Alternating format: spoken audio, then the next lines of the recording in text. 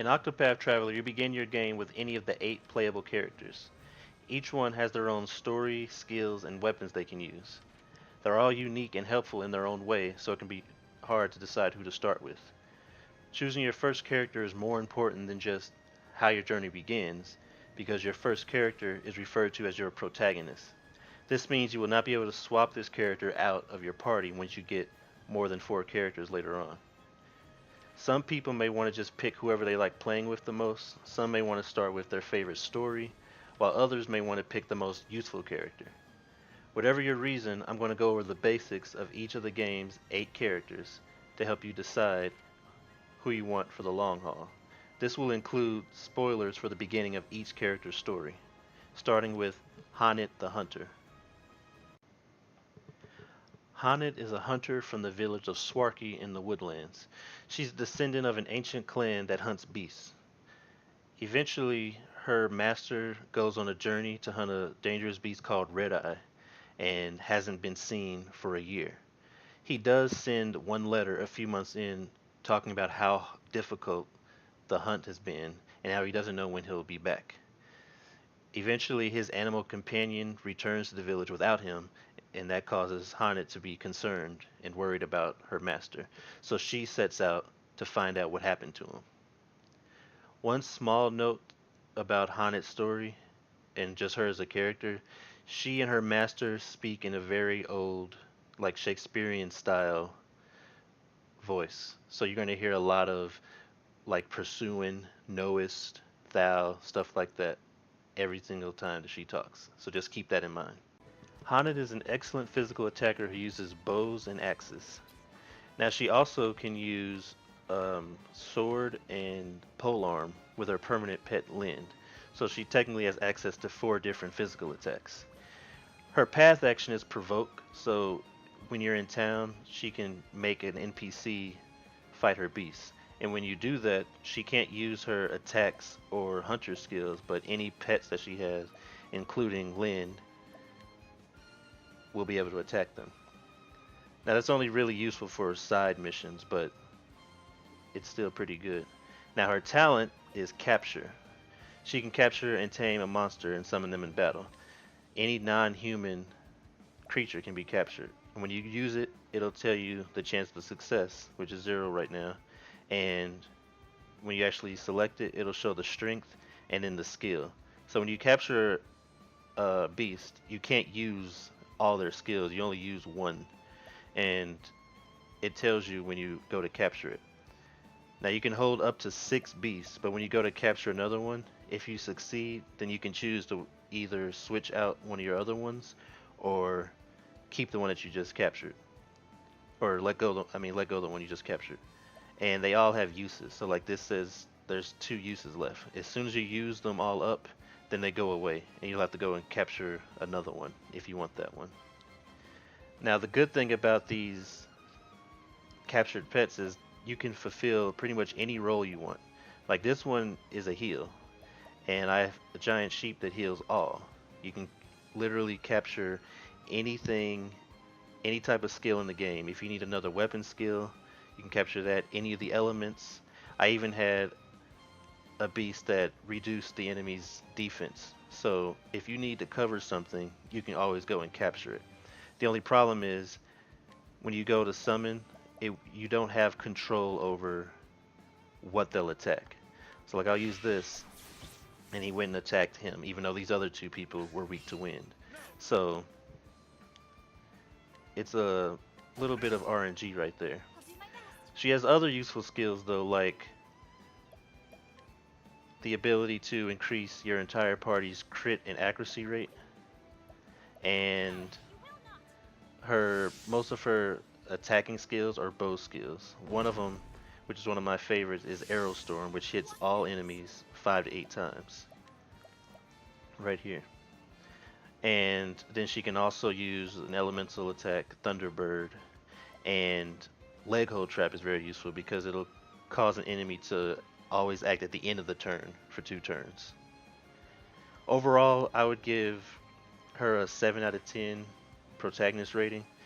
She's actually my protagonist, but I chose her before I knew that you couldn't switch them out for most of the game. Even so, she's still a good choice because of her wide range of coverage. She can literally cover any type of weakness that you want in the game. You just don't have much control over it, and overall, there are still other protagonists that would be better to use than her. Therian is a thief whose heists have become famous, which makes the wealthy fear they'll be next on his list. He hears a rumor while in the Clifflands one day about a mansion that houses a great treasure. The mansion is heavily guarded, which causes Therian to believe these rumors and plan to sneak in to claim the treasure for himself. After getting in, he finds out that it was all a trap and is caught by the butler. It turns out that they were looking for a thief to reclaim the 3 dragonstones that belong to the family. They put a band around his wrist that marks him as a failed thief. He must recover all 3 dragonstones and return them to the lady of the mansion to get his shameful mark removed. Therian uses daggers and swords to attack and can steal items. His path action allows him to steal items from NPCs in town, but it has a success rate. If you fail, then your reputation will suffer. But if you succeed, then you get free items, and some of them can either sell for a lot or are just worth a lot and very helpful. I actually stole a dagger and 2 pieces of high level armor from the second chapter in Therian's story, which really helped me because it cost way more if I wanted to purchase it. Now his talent allows him to open up the purple chests that you see, like this one, throughout the game. And they always have pretty useful items. So like that item that I just got is higher than my strongest sword that I currently have and increases accuracy. Now, his steal can also be used in battle. You can steal 1 item per enemy, and it also has a success rate. But if you can boost the ability to give you a higher chance to steal, and the lower the enemy's health, the more likely you are to steal the item. He also has a wide variety of helpful support skills, like Shackle Foe and Armor Corrosive. Shackle Foe will reduce one enemy's physical attack, and then Armor Corrosive will reduce an enemy's physical defense. And then he can also steal SP from enemies and share his SP with allies. So a good way to save on items is to use share SP on like your healer or mage like Syrus, who uses up a lot of SP, and then you can just steal it back. Now it is a dagger attack, and it's going to be for 5% of the damage you dealt. He also has HP Thief, which will steal HP equivalent to half of the damage dealt with your dagger. Again, a double dagger attack. And he also has a fire attack that he can use. Now, one of his passives allows him to perform a follow-up attack whenever he uses a non-attacking skill. Yeah, non-damaging skill. It's a 50% chance that it'll work. He can also increase his speed, get double the loot when he steals, and then status ailments and attribute penalties will last for an extra turn. Now overall, his protagonist rating, I would say it depends on your party. It's either a 5 or 6 out of 10 or a 7 or 8 out of 10. At first I thought Therian was going to be high on the list of great protagonists, but he doesn't really need to be used at all times.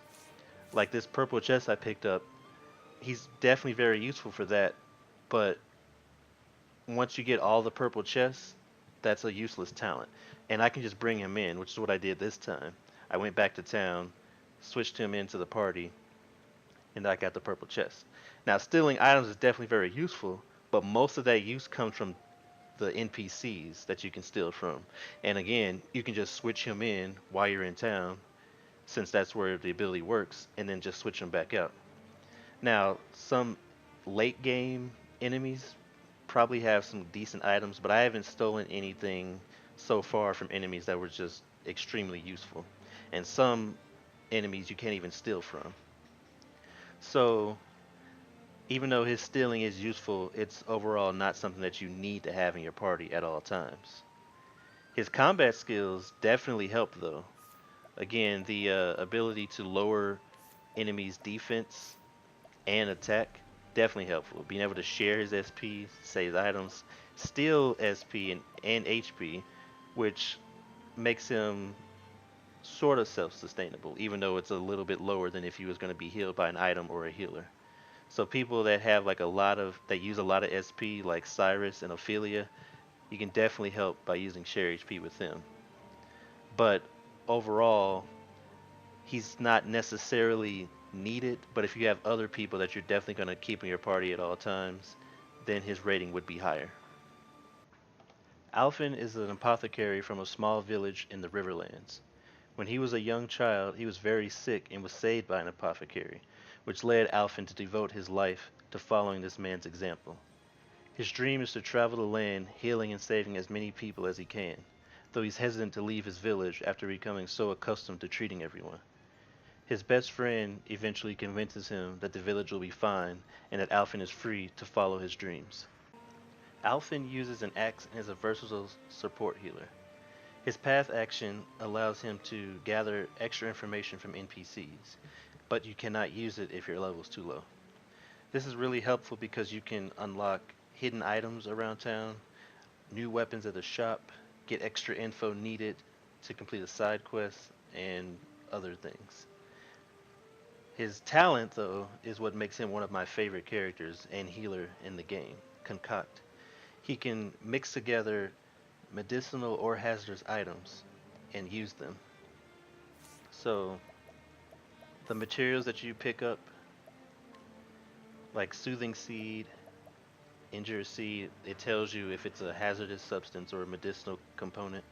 When you mix that together with other things like nox root, sleepweed, then you'll use items that do different things. So the soothing seed mixed with the nox root will create a potion basically that will heal you and cure poison. So if it says small volume, then that means it's used for a single ally. And if it says large volume, then that means it's used on the entire group. And then also, depending on the first word, mild or potent, that depends on how strong it actually is. And then the hazardous items can be combined to do any elemental attack in the game. Now, these attacks are not that strong, but they do hit multiple times and can take out the shields when needed. Now, his normal skills are actually really helpful too. He can do a single heal to an ally with first aid, and he can revive a single ally, and a very helpful skill is rehabilitate. Cures a single ally of all status elements, and then they're going to be immune to them for 2 turns. So, mixed together, these are all really helpful skills. And then his support skills also are useful because he can increase his max HP by 500 and then increase his resistance against status ailments. And then also he can recover SP 2 ways by attacking and whenever he's healed. So he's definitely very helpful to have in most situations. Now, even though he can't do his normal heals on more than one ally, like Ophelia can, his heals are definitely stronger. And then mix that with his concoct ability, then he can actually heal for more than Ophelia can in any situation. You just need the items to do so. So because of this, his protagonist rating would be an 8 or 9 because he's very useful, especially early on, and you don't need to worry about really group healing so much when you have such strong single target heals early in the game. Not only that, he can cure any status ailment, and his concoct ability is what really propels him up the list. The only downside to that is the item requirement. But even if you do have trouble getting items, his base skills are going to always be useful to have, especially if you have like Albrecht in your group. taking most of the damage, so then you can just worry about healing him. Primrose is a dancer in the Pleasure District of Sunshade. She's actually the daughter of House Azelhart, a once proud family, but her father was killed one day by three men bearing the mark of the crow, and so she seeks to get her revenge on them someday. Until then, she conceals her true identity, putting up with anything until she gets her chance. One day, a man bearing the mark of the crow arrives in Sunshade, and so Primrose takes up a journey to follow this man and exact her revenge. Primrose uses daggers and stat increasing dances in battle. Her path action is called Allure, which lets her charm an NPC and lead them around. Now, there's a chance that it can fail, and if you do, then it'll lower your town's reputation. Her talent allows her to summon a town person that's following her into battle. Now, Primrose is the buff master of the group. She can increase most stats: physical attack, physical defense, elemental attack, and speed. Her support skills also allow her to increase the duration of these buffs by one turn, and then she has a 50% chance to counter a physical attack, and she can recover SP each turn, and then automatically revive once in battle. She can also use dark attacks and another dance that gives a random effect each time. Now, I would give her protagonist rating about 6 out of 10. She's a fantastic support character, but she's not really needed at most times. Although she can really pump up an ally's damage, for example, or speed up a healer or tank so that they can act more often, she's not somebody that I feel is stronger than most of the other characters as a protagonist. Albrecht used to be a famous knight, but his king and kingdom were brought down by betrayal. Disgraced and beaten, he ends up in a remote mountain village. Now he spends his time teaching others to use the blade. One day, a group of bandits attack the village and kidnaps Albrecht's protege, Philip. When he goes to rescue him, he finds out that the person who betrayed his kingdom long ago is still out there. Albrecht decides to set out in search of this man so that he may finally have answers for his past. Albrecht is your warrior or tank of the group. His path action is the same as Hana's, where you can provoke an NPC to fight you in battle. The only difference is you can't use his version of it if you're not high enough level. Now, his talent is really useful. It lets him boost while defending, which causes him to reduce his damage even more, and he can protect allies from physical attacks. Another thing is his skill, which is what really lets him be a tank. It's called Insight. It'll make enemies target him with single target abilities, and you can boost that to cause it to last longer. Another tanky skill he has is Stout Wall, which increases his physical defense. But not only that, he's a really good physical attacker as well, with a bite to increase his physical attack, his sword attack to attack all enemies, and then another polearm attack that'll attack random foes multiple times. On top of that, he has a passive skill that allows him to increase his defense, physical defense, and elemental defense when he has a status ailment on. He also can increase his physical attack passively, and he has one of the best passives in the game that can break the damage cap, which is usually 9,999. So overall, I would give him a rating of 8 out of 10. Having a tank who doubles as a physical attacker can really help as you progress through the game and fight tougher opponents, and his ability to increase his own defenses and shield allies from attacks is unmatched, and it's the reason why I rate him high on the protagonist list.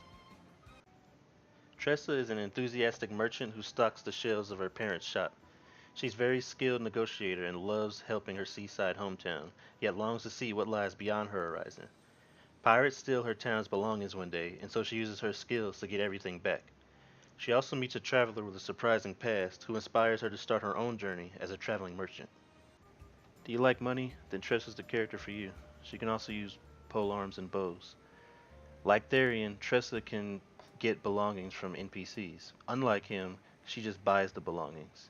This means that you will always be able to get the items, but some can be very expensive. Enjoy collecting money by just walking around because that is literally what her talent does. Whenever you enter a new map, you just automatically will pick up money. It does have some sort of cooldown, because so you can't just keep traveling between maps to get money. I actually tried that. But you can go back to a map later and still get money. So it's not just a one-time thing. Now her skills allow her to collect money while in battle from enemies. It works exactly like Therian's steal skill, so it has a percentage chance to work. And you can only take money from one enemy once. Like you can take money once per enemy. Now her other skills are extremely useful too, like rest allows her to get her HP, SP, and cure status ailments back for free. And she can donate BP to an ally, and if you boost it, she can donate more than one at a time. And then she can also sidestep a single physical attack for a 100% success rate. And then she can also use money to hire different mercenaries. It starts pretty low at like 150, and then I think the most expensive one is 30,000. So it can get pretty expensive. Overall, I would give her a protagonist rating of about 9 out of 10. She's one of my favorites, and I almost always have her in my party. Gathering money is always going to be useful, so you can buy items, gear, to make the game a little easier. And in battle, her donate BP is always going to be useful because you can make your attacker stronger or your healer heal more or any support character increase the duration of their support skills. She also has a very good talent that allows her to, or support skill that allows her to give a 25% chance of not consuming an item when you use it. So that can save you more money. And overall, you just can't go wrong when you have this money maker in your group.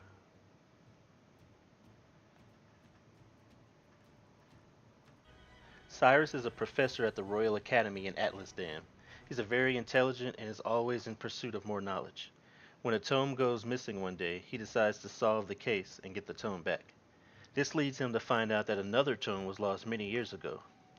Unrelated circumstances lead to him needing to leave town for a while, so he uses this opportunity to track down the long lost tome. Syrus uses a staff and is your typical mage for the group. Now, his path action and talent make him one of the most useful characters in the game. His path action lets him get more knowledge from NPCs. This can give you background to a character, unlock more hidden items for you to pick up around town, or get you a bit of information that you need for a side quest. The only problem with it is that it can fail, as a percentage that it'll actually work. And if it fails, your reputation in town will suffer. Now, his talent allows him to automatically reveal one enemy weakness at the start of battle, and that's for every enemy that's in that battle. So that's extremely useful. Now, his skills again are area attacks, magic for fire, ice, and lightning. This hits all enemies, so it's more useful than just a single target ability. And then his final skill is Analyze, so he can reveal the HP, both current and max, of an enemy and one weakness. And if you boost that up, you can reveal more than one weakness at a time. So, if you're trying to destroy the shields, which is the most important aspect of a fight, Syrus is definitely the best character to have. I'm going to get into a battle so you can kind of see how his ability works.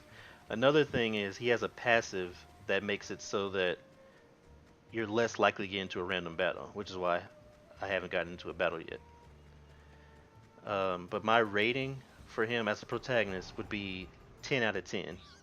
Because he's always useful to have around. He can hit 3 different weaknesses at once. Well, not at once, but one character. He has 3 different elemental attacks he can use. And since they hit all enemies, you'll be able to take them all out at once instead of waiting each turn.